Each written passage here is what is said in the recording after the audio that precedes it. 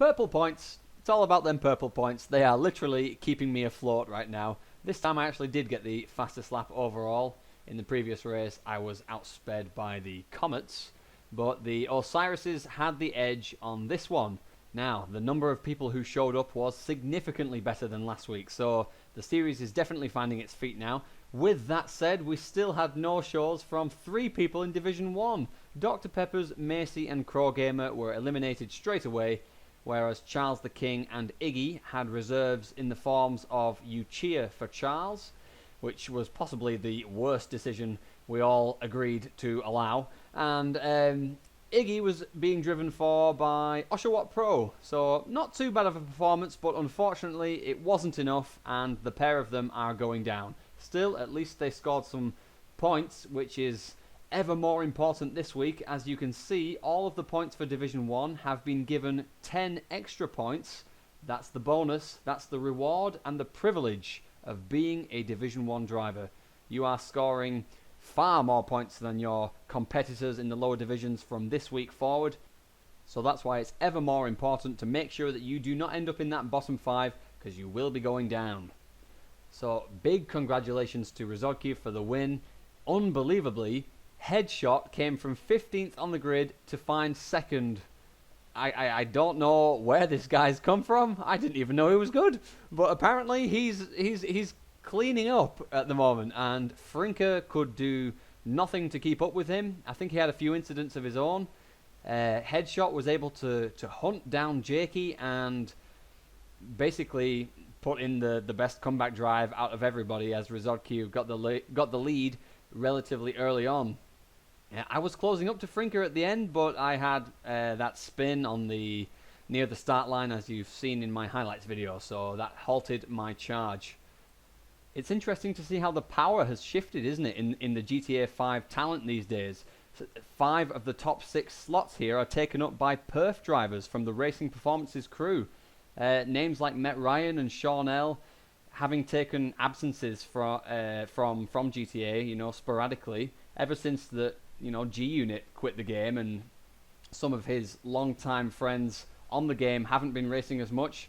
We've seen this new crew just come in and take over, and it is being represented in Division 1 right now. So it would be interesting to see if the likes of Ryan, Uchia, Sean and Picano can sort of fight Perth for this top spot. I'm just doing my own thing, trying to stay in the mix as well as usual. Ooh, now Division 2. This is where things became controversial and compelling. We had Diggs to Pop walking away with the win. This is the guy that was fighting for survival last week, and yet here he is fighting from 4th, pushing through the top 3 and battling for most of the race nose to tail with Most C Wanted, until Most C Wanted had a very, very unfortunate incident indeed. Now, Pekka 4321 had lent his car to Most C Wanted for the race, and due to his unstable connection at the moment, Pekka disconnected partway through the race, and this brought Most C Wanted to a grueling halt from 2nd place with a car that he could no longer access. I even had Evil Tunic run over there to try and move the car, because I had no idea what had gone on, but nobody could get in the car, and it was a bit of a safety hazard in the middle of the road. So Most C Wanted we will count as a disconnection as well from 2nd place, as well as Jamie LFC, who disconnected while driving in 9th. And this is where I'd like to draw your attention to the ruling on disconnections, which I'm sure that none of you even read, whereby if you do disconnect while driving in a non-relegated position, so that's going to be from 1st all the way down to 10th, if you disconnect from anywhere between 1st to 10th, then your position in the division that you're driving in is sealed and secured until the next race. If you disconnect between 11th and 15th, then you will be relegated. Now, this sounds all gravy. You're able to hold your position in Division 2 in this case. Most C Wanted and Jamie LFC survive.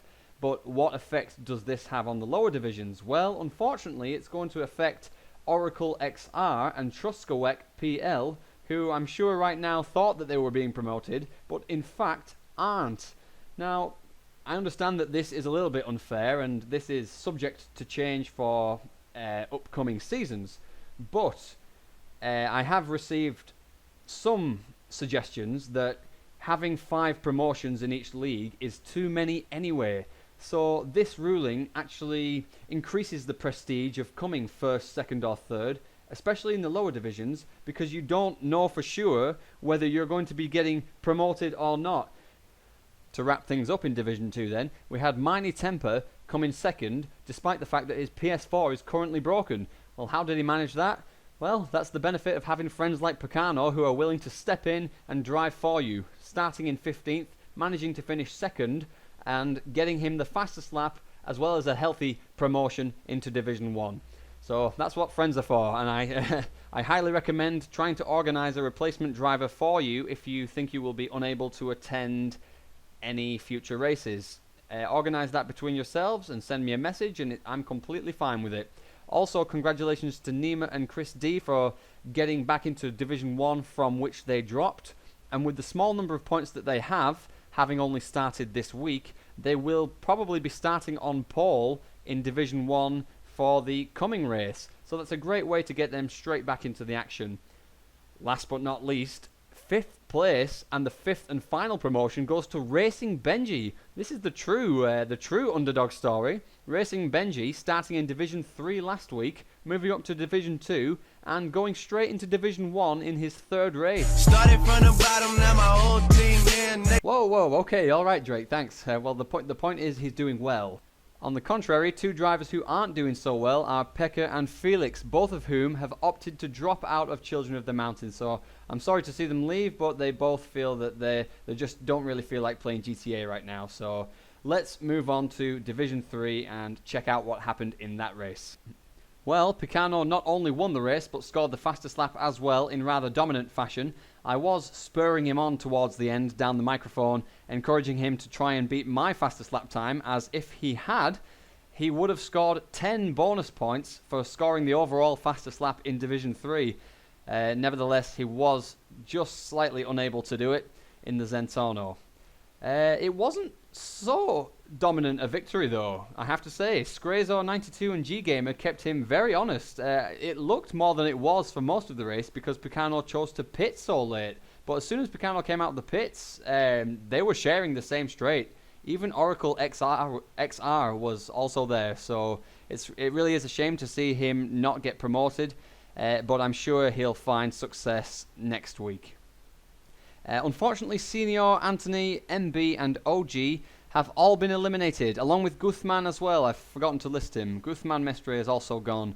However, if we don't get enough sign-ups next week, then you guys will all be straight back in. Okay, so with that said, if you do want to sign up for the next race, post your name in the comments section now, because there are 5 spaces available, as you'll see in another video coming today, which shows the starting grid and the race details for race 3. So with that said, let's move on to the standings. Boom, Mini Temper out of nowhere. That's right, winning in Division 3 last week, and with Picano putting in such a great performance with the fastest lap bonus for him this week, Mini Temper finds himself beating Frinker and myself, even though we've been in Division 1 the entire time. So that's a perfect example of how you can get all the way from Division 3, with a little bit of help, into Division 1, and still be right up there in the overall standings. Headshot, with his amazing performance, refuses to surrender this lead, and Razodki, who started in Division 2 as well, got straight into Division 1, and now, after winning the race last Sunday, he's right up there as well. So, although it started as a friendly rivalry between Frinker and I, we find ourselves trailing behind some more dominant drivers at this stage, so we really have to get our act together to start challenging for first place overall. Digsterpop finds himself in 6th after his fantastic win, and he'll enjoy more points in Division 1 next week. Apart from that, I'll let you just browse and peruse the standings yourself. Obviously now, with the bonus points kicking in within each division, we will start to see the drivers from Division 1 rising to the top, the drivers of Division 2 settling somewhere in the middle, and Division 3 drivers sinking to the bottom. But do remember that each race's starting grid is decided by this very table in reverse order. So there's always the chance to continue starting from pole and winning races if you're low down on the table. So theoretically, you could start right now and continually win from pole position, depending on the division that you're in. In the earlier divisions, you will have to fight through those races. But as you get to Division 1, if you're lacking in points compared to those around you, then you're going to be starting closer and closer to the front every single time until you're on an equal level with the drivers at the top. So it's kind of like a catch-up method, all dependent on your skill, of course. So yeah, that's about it really.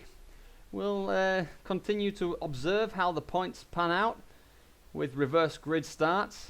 I find it really interesting, to be honest. I think it's probably the best thing about the league so far. I do like the points system. Obviously there's room for improvement with other things, but yeah, I'm enjoying it. So I will see you next Sunday.